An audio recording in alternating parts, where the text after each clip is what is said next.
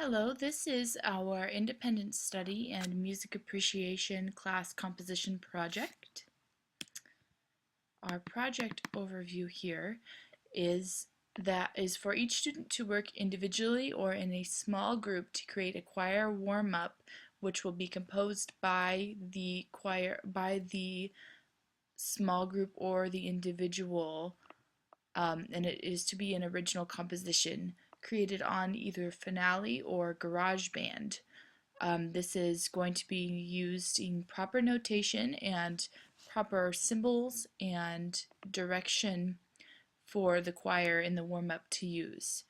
They are to make a recording of themselves or someone else singing each voice part in the warm-up, so when we go into having a real life demonstration, the other students who will be demonstrating this, or the choir that will be demonstrating this project, will have an example to use. Our objectives in this assignment is to learn about chord structure and voice leading. So the chords are to be built properly and go to the next chord or resolve to the next chord properly. This is also an assignment where the students need to understand the voice ranges of high school singers who will be singing this particular warm-up. They also have to have a basic understanding of modulation and chord changes in order to make an effective warm-up exercise. My expectations for this project is that their warm-up is to include at least 6 chord changes in their progression. The chords may be repeated, or the phrases may be repeated in order to achieve the desirable effect. Also, these warm-ups may use words. They can be on a theme, such as food, or I've heard some with candy bars. It can be colors, any types of things like that, syllables, or the solfege. It must be written for a 4-part chorus, which is soprano, alto, tenor, and bass, and it must be recorded and presented to their class and then given to our choir to perform and to demonstrate under the direction of the student who created the warm-up. More expectations. The warm-up can be as creative as the student likes, and I have a couple of examples so they kind of know what I'm looking for. Here's the first one, or a clip of it anyway.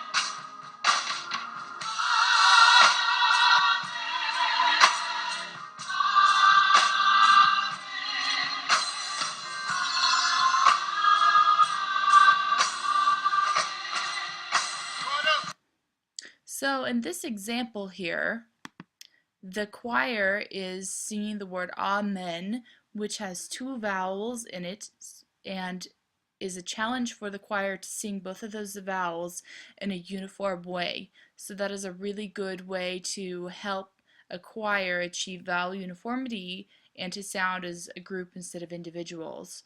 Also, you could hear that they were modulating up. They were going up the scale as they were singing it. And there were definitely 4 parts singing all different kinds of melodies and harmonies in there that mesh together. Here is another example of one that's a little bit different using solfege. Do, re, mi, re, do, re, mi, re, do, re, mi, re, do, re, mi, re, so, re, ti, re, so, re, ti, re, so, do, ti, la, ti, re, do, ti, la, ti, do, ti, re, so, ti, la, so, fa, mi, re, do, re, ti,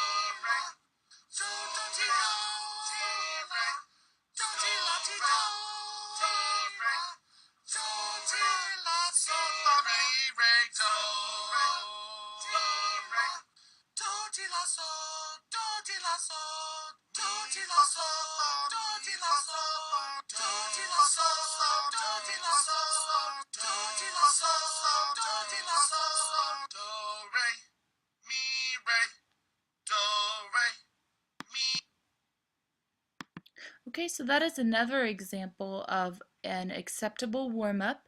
That one was only 3 parts, but another line could have been easily added to that solfege. It's great too because that is an example of one person demonstrating a warm-up for their whole choir. So the man was singing, you could hear how his voice would change as he was do, sa, mi. It would be up higher to represent the soprano, even though he could not himself sing the soprano line. So that's a really good way to demonstrate a warm-up that may be out of your voice range, but is still it's still a good way to show which part sings where. It's still very clear. And here is a little motivation to create these warm-up pieces. Um, Sometimes in a choir it's easy to say, oh gosh, do we have to warm up? Can't we please go ahead and sing the real stuff, the stuff that we should be working on? But warm-ups are just as important as warming up for an athletic event or a physical activity. So it's really important that we do warm-ups, and sometimes to keep it interesting and to flex our muscles and to keep challenging them, it's good to have different kinds of warm-ups. And so if we have a warm-up that is effective and very clear, then we can certainly use it in class on a regular basis. And it's good for everyone. It's good to listen to different things. It's good to learn different words or different syllables and attack those challenges. Um, it's also a privilege to be able to write something that your peers can sing because it's your own. It's your own creation. And so those who can come up with those kinds of warm-ups can certainly earn the title of composer in training, if nothing else. This is also an assignment to build on. It's mandatory for all students who are taking independent study or music appreciation class, and the students must demonstrate the skills that they have acquired during this class in this assignment. It's good to have something to work towards and a good project to show what has been covered throughout the entirety of the class. It is also mandatory for future section leaders. Section leaders must have the ability to help run a rehearsal in small sections and sometimes in a large group, especially if someone would be interested in minoring or majoring in music for the upperclassmen who would be willing to do that into the future. So that is good practice examples and good for those who are hoping to go on with a career in music. It's also important for section leaders to have a basic understanding of warm-ups and blending and just to know a little bit for what they are listening for and to have some tools in their belt to say, okay, this is what I need to do to help this rehearsal to move along. And that is the overview of the assignment. Any questions, of course, can be directed towards me, and I'd be happy to help. So let the fun begin. Make some beautiful noises. Crap, I'm afraid I'm going to lose it. Where is it? No, it's recording and I want it to stop.